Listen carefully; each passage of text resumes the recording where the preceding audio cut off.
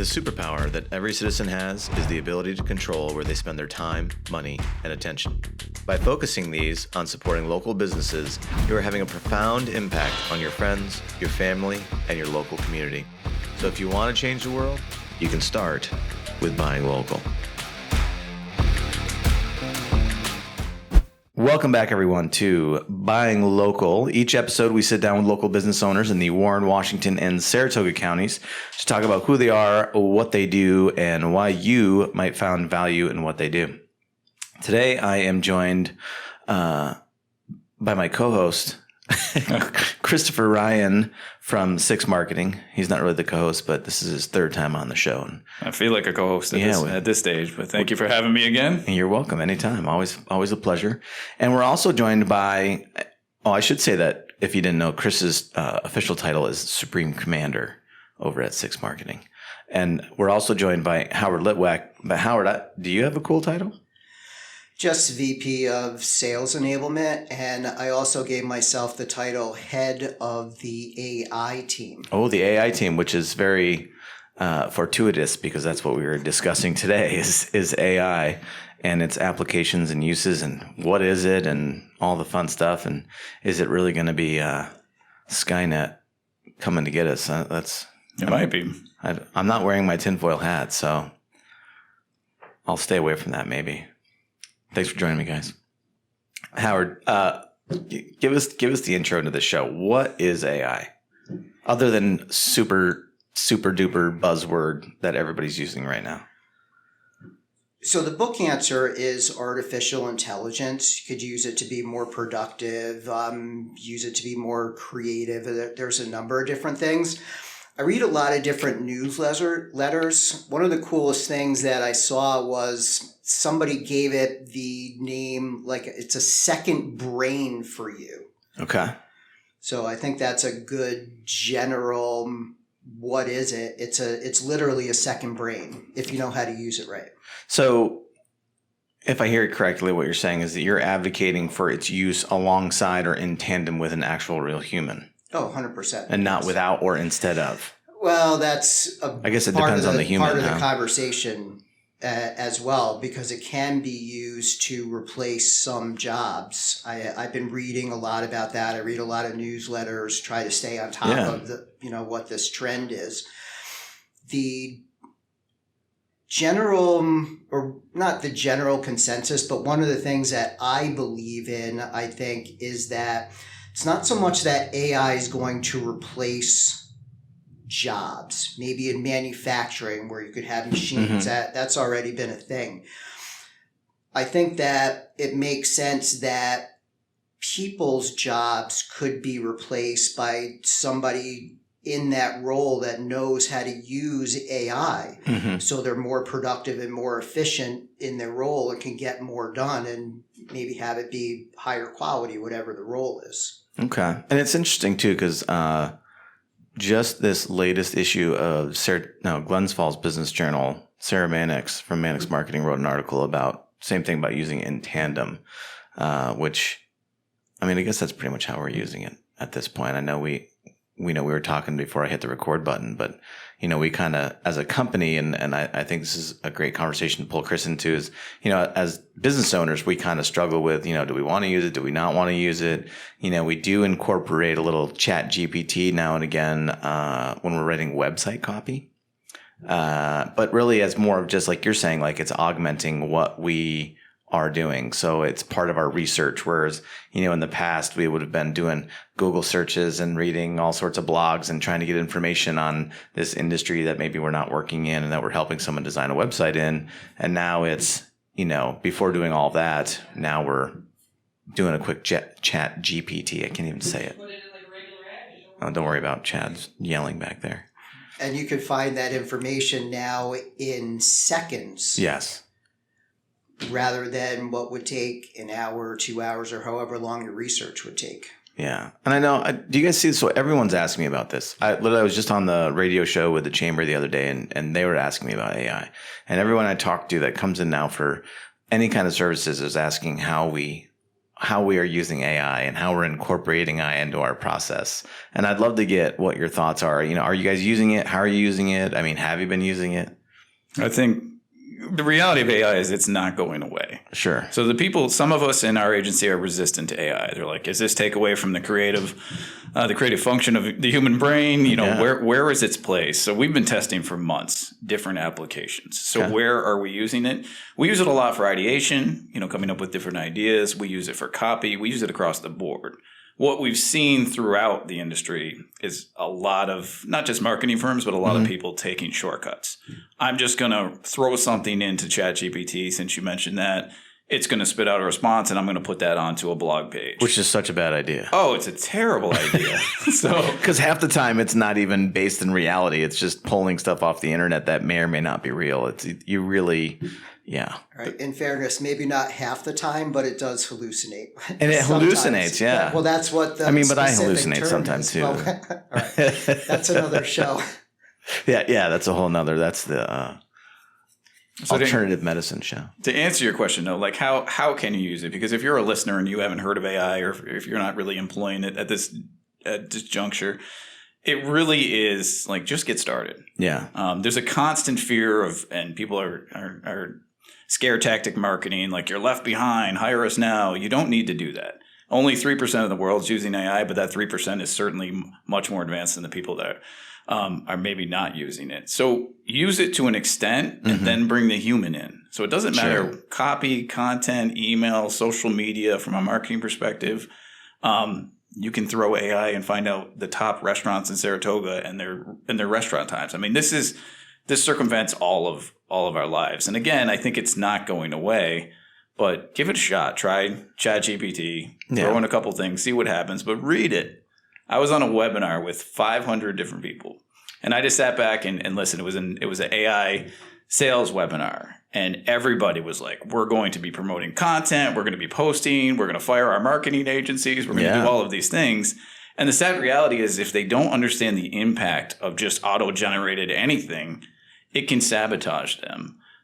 Really, like, Google will catch up. It has caught up on AI written content. So if Google, essentially, if you think of Google this way, if they find out you're cheating, or you're trying to circumvent their own algorithms and processes, they're going to ding you for it. Yeah. They did this with SEO. There was black hat SEO, and there was a bunch of companies trying to fool Google, and then overnight they took a bath. Yeah. Once Google changed their algorithm, thousands of websites went down, their ranking dropped off the chart. So it's kind of just do the right thing, take AI, give it a shot, and then perfect it with your human brain. Your brain is better than the AI generated content. However, it does help you become more efficient. It helps you be smarter, and it just helps you across the board. It's kind of my personal perspective. Yeah, so I know we kind of want to talk about some of the dangers, and we want to talk about some of the benefits. So, like, you kind of just started into the benefits. Why don't we talk a little bit more about that? Like, what do you guys see the main benefits are for AI, for the use of AI, whether as an agency or a business owner that's, maybe you have a marketing department or you're a marketing director? I mean, what are the benefits to using it? Well, I'll tell you how I use it. The first thing is I pretty much replace Google search with chat or Bing or Bard, which is Google or Microsoft chat. So that's what I'd use for search for anything. So you go right to chat before you go to Google now and search in there? Yeah, so that, because it gives me the answer directly rather than giving me articles and things that I now need to look through a page full of things. Interesting. To find the information that I want. So it's making you faster and more efficient. Yeah. Okay. Yeah. The second thing that I use it for is writing emails, depending on the circumstance. So say a sales email. I'll write it myself and then put it into chat and say, you're a sales expert. You're an email writing, copywriting expert. I'm going to give you an email. Give me ideas to improve it. And if I like it, I'll use it. But it's my ideas to start. Interesting. Okay. I'll also use it for... So in that case... So in the first case, you're using it to make yourself more efficient, maybe faster. This case, you're using it to really refine and hone what you're already doing. Right. Okay. And I'll use that for social media posts also. I'll write the post first myself and then put it in the chat and say, you're a copywriting expert. how would you improve this if it's a post for LinkedIn? Do people still use social? Some people do. Some people do. Yeah, I was curious about that. The clock TikTok. What is it? Yeah. It's a joke. I totally pulled myself off social media, so I'm just like, do people still do that? Mike's a big fan of social media. Yeah. So I guess. As I say all the time, yeah. So you're using it for copywriting for posts and that. And do you see a noticeable improvement by using these things for like your social media posts or whatever it is? I mean, what kind of gain are you getting? Or maybe it's just that I like the way that the writing that turns out to be. Mm-hmm. So if it's good, better, best, like my writing might be good or better, and then I put it into chat and just, wow, I like that better. Sometimes. Okay.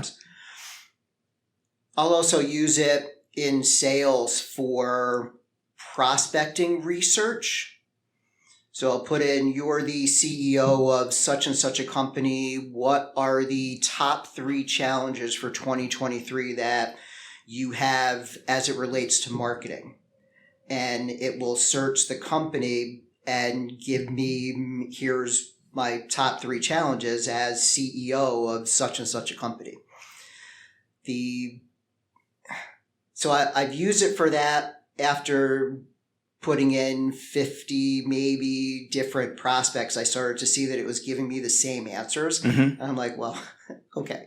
So if every company needs branding and every company needs brand awareness and every company needs SEO, because that was a same answer pretty much that I started seeing, I was like, all right, is this even really valuable anymore? Or should I just start using that as my outreach message? Sure. Those three hot buttons. You know, it's interesting you say that too, because when my team first wanted to use ChatGPT, and I was like, all right, well, what do you guys want to use it for? And they're like, well, copy, social media text or, and they're like, and maybe strategy too, because strategy is one of the hardest things in marketing, right? Most people don't understand how to put together a marketing strategy. So I was like, sure, go ahead and ask that thing. And I just named an industry. I was like, have ChatGPT tell us what they would do as a marketing strategy.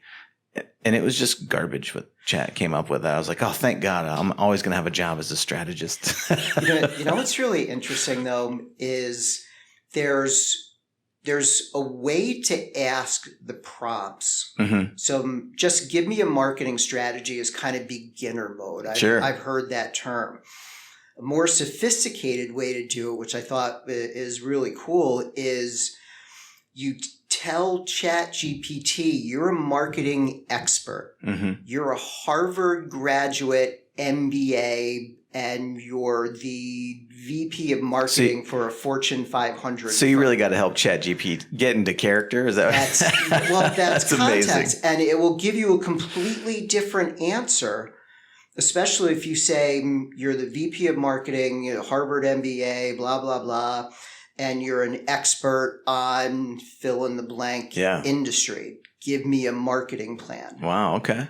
I never thought of that. I didn't realize. Again, I think I've ChatGPT'd once myself personally, but I mean, we've tested what you're trying. Like we try to fool it. We try to trick it. Howard's alluding to something. He mentioned the word prompts. This is a whole new world, prompt engineering, big jobs, big paying jobs, how you ask the AI to get you responses. But you see the process. Howard talked about it. I talked about it. It's a lot of testing back and forth.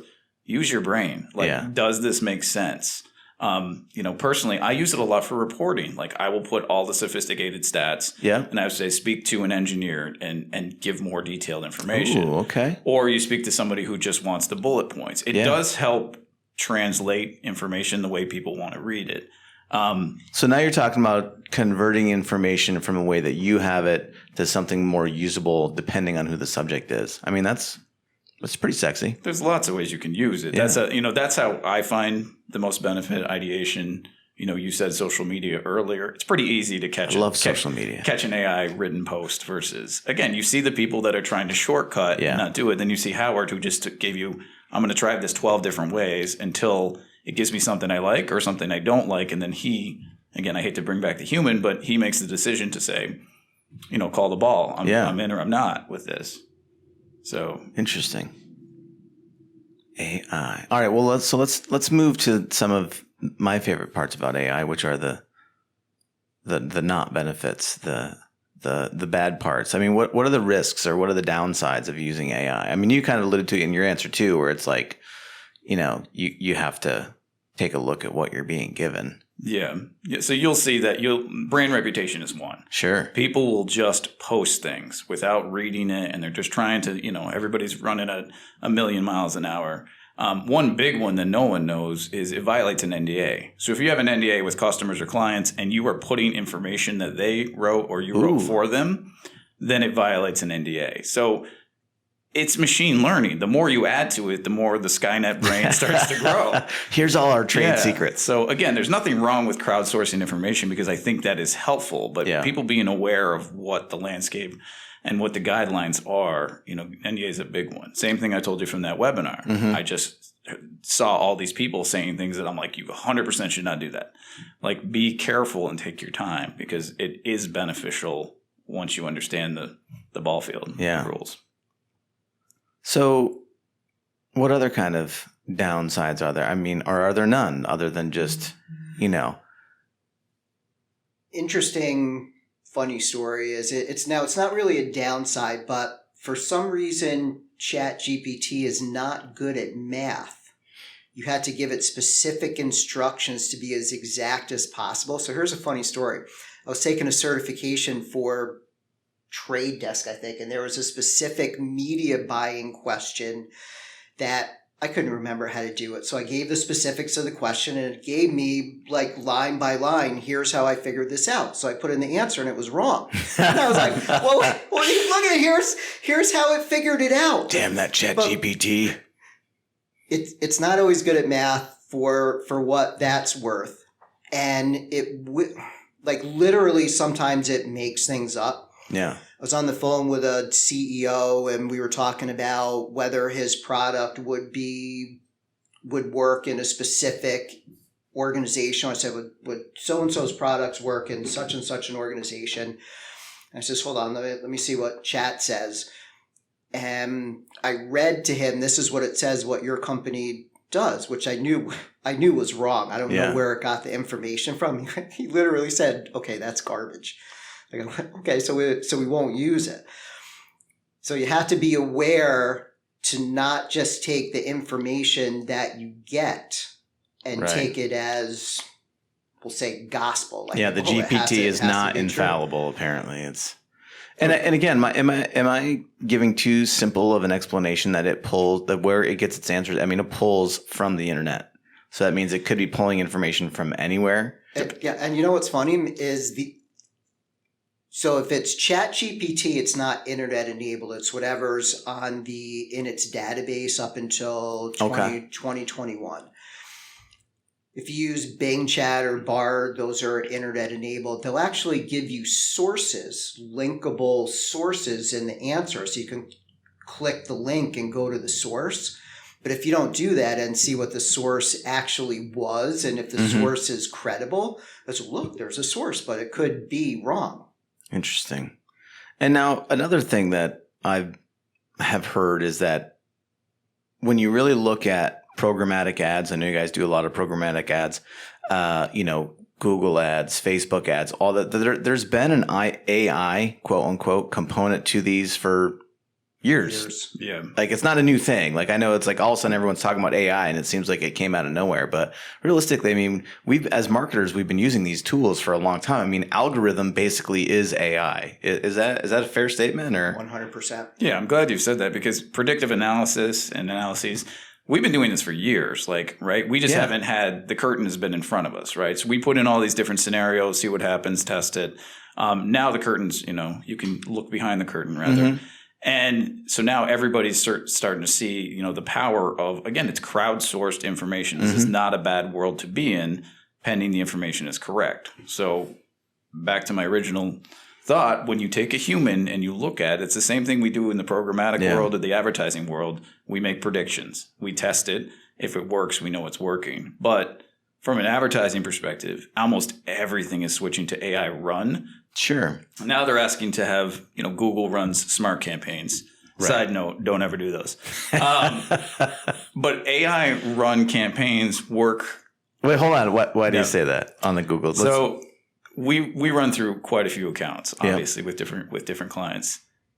Almost every account that I've seen that's AI run, meaning just let Google do whatever or let Facebook and Meta do whatever, it's never accurate. Now, I have seen people that take their time to build up conversions and train the AI, similar to what Howard's saying with different applications.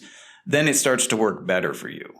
But if you just go in, click a smart campaign, and let Google control your money and control your clicks and your conversions, it's a recipe for disaster. If you take the time to build up authoritative conversions where a phone call is more valuable than an impression or a click or some vanity metric that your marketing agency is giving you, then you can start to train it to help you. So it's a bit of a handoff at some point once the preliminary work is done.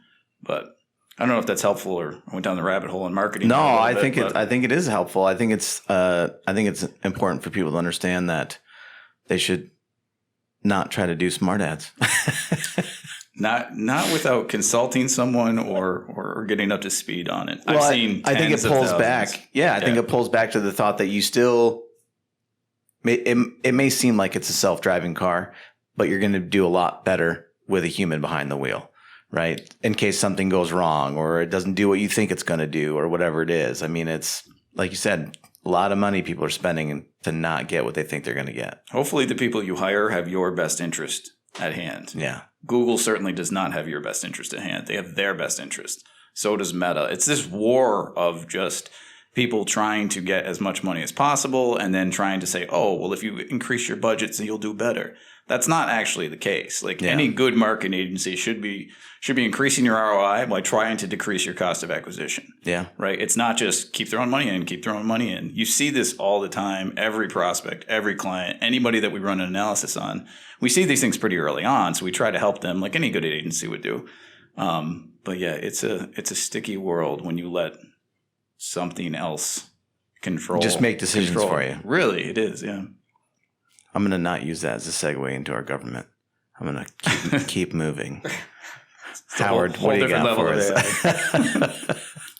Next episode. People making decisions. That's why. Yeah, I think I'm supposed to stay away from politics. That's what they told me. We just got banned from YouTube because of that one comment. So good job. Yeah. We actually did have an episode get pulled off of YouTube. Did you? Yes. That's why you use Rumble. I know you're a Rumble fan. Well, we post to both now, just in case. Nice. Just in case. I'm a stockholder in Rumble. Oh. Making billions off of that purchase. So, Howard, what else we got in AI? I know that you're big into it. So, tell me about. So, you mentioned email. How are you using it? Are you just using it on the body, the text crafting of the email, or depends on the context. I'll use it to respond to emails. Let's say that I'm in the middle of a contract negotiation. Back and forth emails, I'll say, I'm going to give you an email conversation. The context is I'm working on a contract negotiation. Here's my email. Here's their response. Here's the prospect's response. How would you respond to this email? Here are the two emails. And it will read both of them and give a response. And then, of course, you could add tone. I want the tone to be a little bit funny but professional, or I want the tone to be all professional, or I want the tone to be stern, depending on what the context is. Mm-hmm. So it can write in different ways for you. That's one example. I'll use it also for, we'll say, email sequences. That email sequence that I did the other day, that was AI powered. I said, here's the client, here's the context, here's the general tone of the sequence. I want you to write a sequence for me. So it gave me a sequence of 2. So we need 3 emails or 4 emails in the sequence. So rewrite the sequence, giving me giving me the additional emails, and I took each additional email. This is a wrong assumption here about we had a conversation. We didn't have a conversation, so how would you rewrite the email given that context? And it rewrote it. Still took probably an hour, I'd say, to feed it back the emails with the context and the tone that I wanted. I think that's a good example, though, of yes, an hour may seem like a long time to write a sales sequence for marketing professionals or sales professionals, but realistically, what would you have done without that? You would have consulted the sales team. You would have done research on the company. From a prospecting perspective, you are saving tons of time by just doing these things. And then you go to leadership of your team and say, hey, what do you think of this? Right? So again, there's that human element of checking and checks and balances. But the fact is, any salesperson that's listening to this, you know what the rigmarole of every day is. You're hunting, you're looking for opportunities, you're looking for triggers. This can speed up your world. Again, don't cheat. It's interesting. Yeah, don't cheat. Don't no cheat, shortcuts. but take your time. Like Howard said, take it so it's acceptable and it sounds like you, not some robot. Right. It'd be nice if it could prospect for us. Actually, there are automations that I found that can do that. I haven't figured out how to go from data scraping to get the prospects to feed it into the whatever email tool that you have and then launch the sequences, but that does exist. That's crazy. We're also in the preliminary stage of public-facing AI. So where the future is going in AI is there's thousands, literally thousands of AIs out there. We talk about ChatGPT because they're the first ones to kind of come out of the gate. But there are thousands that it's a space race. Everyone is trying to get to be the AI. And eventually, this happens with software all the time. The world will start to shrink. Everybody's fighting for market share at this point. But the future of AI is auto GPT, things of that nature. Once these AIs start talking to one another, and some of them do that today, but once they really start talking to one another, then we have a better learning platform and then a better way to deliver this. Again, you still need the human element because Mike's giving me a look right now. Well, have you guys seen the trailer for Oppenheimer that's coming out? Very similar, yes. Yeah. Interesting. It's scary, all those AIs talking to each other. It's scary. Like I've seen this happen in different worlds, and I'll give you a little insight into my history. So I was a DJ back in the day, spent a decade and a half DJing, was all over doing my thing. When laptops hit the market, mind you, I came from records and like purist, and I was offended, right, when laptops came out. But what it did was you saw a lot of people rush and try to be a DJ, just get a laptop and start just clicking away and having things auto beat match and all these things that real DJs can't stand. But what happened is it made the great DJs fantastic. It made them even better by using the technology. All of a sudden, you saw different worlds that you could put together that you didn't before. So again, yes, it's technically easier from a point of entry. So if you want to be a marketer and have it write a marketing plan from an AI perspective, let it do that. Yeah. But the people who are skilled in this world and know how to use it, Howard's a great example. Those are the people that are going to excel to new levels, and they're going to be exponentially better and smarter because of this world. If you use it the right way, not the Skynet way. Not the Skynet way. Skynet bad, guys. So thank you for that, Chris. So if someone has not yet employed some sort of AI into the marketing system, and let's just say that they're a small to mid-sized business, right? So maybe they're doing $1 million a year, $2 million a year. How would they look to incorporate? I guess they should probably just call you guys, right? Well, yeah. Thanks for that. That's an option. All right. Well, never mind. But we want this to be valuable for your listeners. So for smaller businesses, let's say, where's the entry point for like the solopreneur or the small business owner that's like, hey, listen, I don't really have a budget to do marketing or to pay an outside company. I keep hearing about AI. Where should I start with AI? I think you definitely start with ChatGPT or one of the variations. So ChatGPT, Bing Chat, Bard Chat, either one of those. It's not pay to play, even though ChatGPT has a paid version, but that allows you to do crazy things like text to video and some other really sophisticated stuff. But ChatGPT will do almost anything you want in your business if you know how to ask the right prompt. So that's the key. And the way to start to learn how to prompt is you just type some things in there. And if you don't like the result of the answer, then you get more specific and you give it more context. And you can put it in character. Yeah. That's how I'm going to think about it right from now on. It's like, what's my motivation? Very much isn't actually. The point here is just to start. Like just try it. If it's for you, that's great. If it's not for you, that's great too. Again, the reality is this is not going away. So at some level, whether we're resistant to AI in general, we're going to be building this into our daily lives. Don't even use it for work. It doesn't have to be marketing or sales. Use it for recipes. Use it for other areas, and just give it a shot and see if it's something, if it's not your jam, that's okay. Eventually it will become your jam. So I had ChatGPT write me a half marathon training program. Did it work?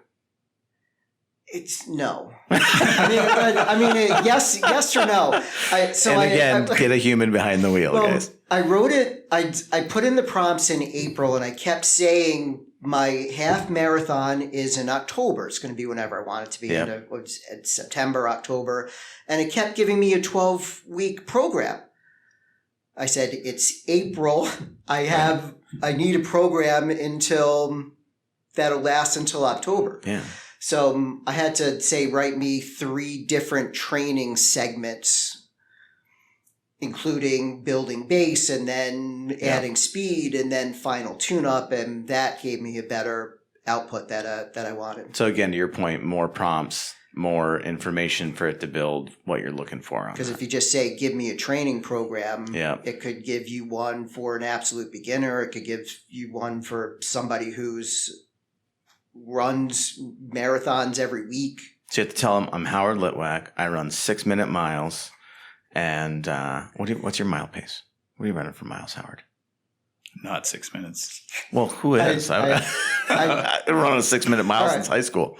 I run a 10-minute mile in a half marathon. Yeah. Listen, half marathon's a long way to go, man. It is. I've never actually. You ever run a full?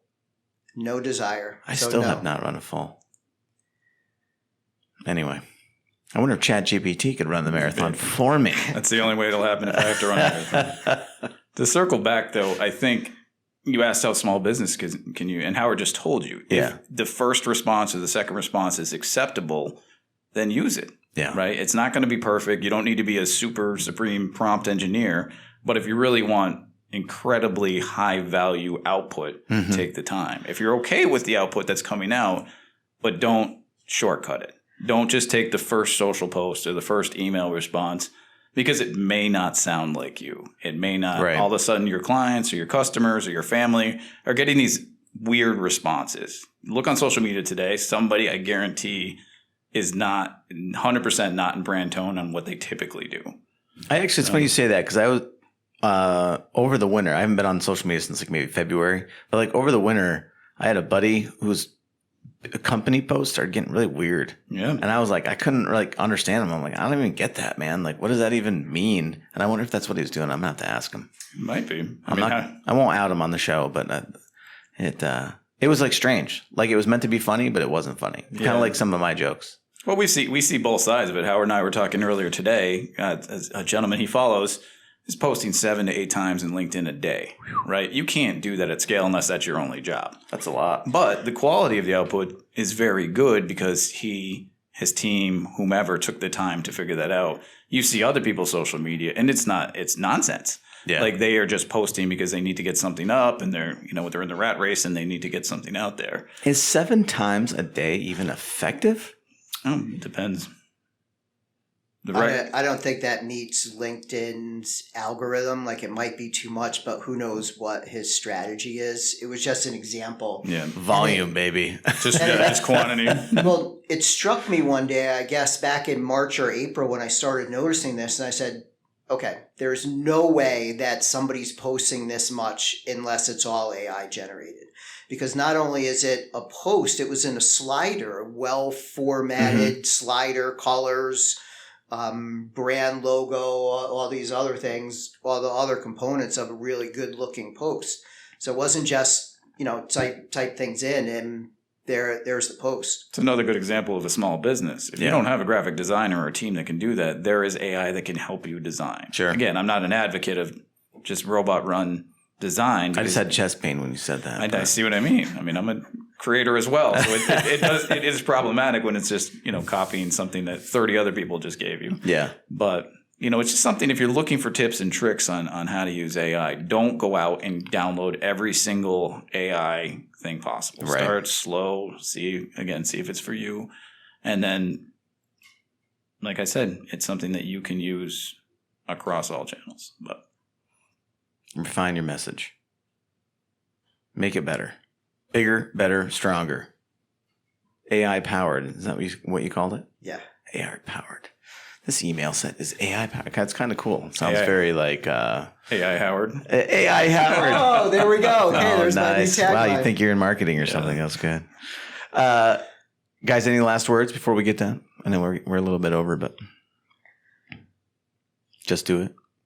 I think that's the bottom line. If you haven't tried it for whatever reason, try it, play with it. I think secondary to that is I've been spending the last 7 months. I use it every day. I read newsletters every day when I'm drinking my coffee in the morning. I have 5 or 6 different newsletters I've subscribed to.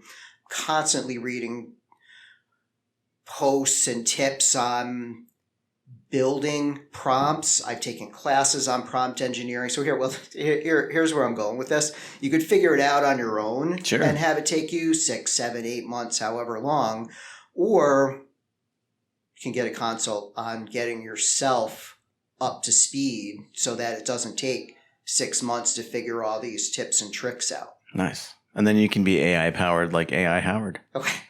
AI Howard. That's nice. I love it. So take a class. All that stuff is out there. You could probably ask ChatGPT where to take a class about AI. I have a list of that in Notion where I use for data storage, just so I have everything in one place. One of the pages that I have is AI classes. I just sent Chris one this morning that I want to take. It's for a certification. Oh, cool. On prompt engineering. I think Howard has been harvesting AI since it came out, really, like the public facing. So he really is kind of in the front of the field right now. And I'll be blatantly honest, this is a potential revenue stream for us, right? So like consulting, AI, things of that nature. And this isn't self-serving, but the reality is this is a world that we can increase and become better for our clients and our customers.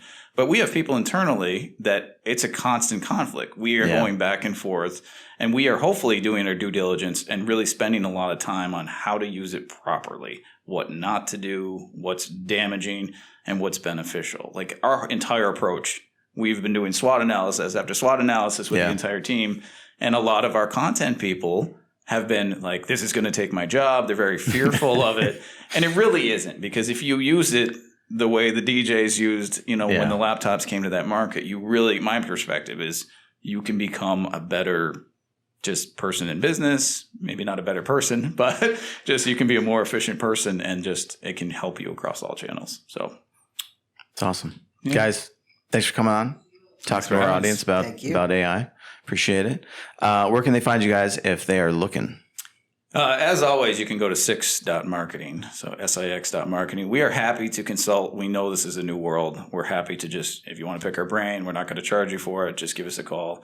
We do have an AI page, so that is launching. Nice. So you'll see, just go in our menu system. You'll see just kind of the 101. A lot of what you heard today. So if you listen today, you don't necessarily have to. But like I said, we're trying to be a resource for Saratoga community, all upstate New York, as well as national. So it's awesome. Yeah. So SIX.marketing. And then I'm sure you guys are on social media. We are. So just search it. Yep. Or ask Chat. It could be your first use of AI is go to ChatGPT and ask them, where can I find, if I was a business owner looking for a new marketing agency, where would I find SIX Marketing? Thankfully, we've hacked ChatGPT. Oh, you have? To Okay, only that's give, good. To only give that 6, answer, yep. no matter what. That was a special prompt. I Very didn't know. nice. Very nice. We are starting an AI Friday, so we're going to give just helpful tips on LinkedIn. Oh, so cool. if you're in the B2B or B2C world and you want a tip, we'll just go live on LinkedIn. We don't want anything out of it. It'd be nice if you like the post, but you don't have to. Yeah. But we just want to give these tips because it is a new world, and just be very aware of, don't just take the first thing somebody tells you. So, Absolutely. Guys, thanks a lot. Appreciate it again. thanks, Mike. Thank you. To those of you listening, thanks so much for checking us out, finding us everywhere podcasts are. Apple, Spotify, Apple, Google, all the places. Rumble, as Chris mentioned. YouTube, we also are on there. And you can find links to all of that stuff on glensfallstoday.com and saratogabusinessreport.com. Until next time, everyone, thanks for listening. Sky Zone Trampoline Park, Queensbury. Sky Zone can set you up with a great birthday party for your kids and less hassle for all of you parents. They also offer general admission tickets and memberships with exclusive discounts and access to member-only events. The superpower that every citizen has is the ability to control where they spend their time, money, and attention. By focusing these on supporting local businesses, you are having a profound impact on your friends, your family, and your local community. So if you want to change the world, you can start with buying local.